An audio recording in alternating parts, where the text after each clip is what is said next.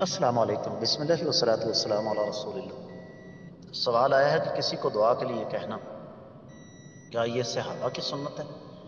یہ صحابہ کی نہیں، کائنات کے امام صلی اللہ علیہ وسلم کی سنت ہے۔ صحیح مسلم کے اندر حدیث موجود ہے، آپ علیہ الصلاۃ والسلام نے فرمایا کہ اویس قرنی ایک نیک آدمی ہے، جب وہ تمہارے پاس آئے تو اس سے کہنا کہ تمہارے لیے دعا کرے۔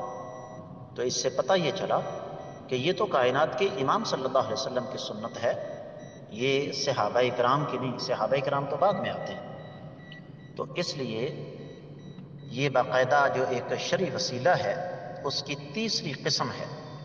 شرعی وسیلہ کی پہلی قسم اللہ تعالیٰ کے مقدس اسماء، نام اور اللہ تعالیٰ کی صفات کے وسیلے سے دعا کرنا، اور دوسری قسم اپنے نیک اعمال کے وسیلے سے دعا کرنا، اور تیسری قسم ہے کسی ایسے آدمی سے دعا کروانا جو نیک ہو اور زندہ ہو اور اس کی زندگی دنیاوی ہو، برزخی نہ ہو۔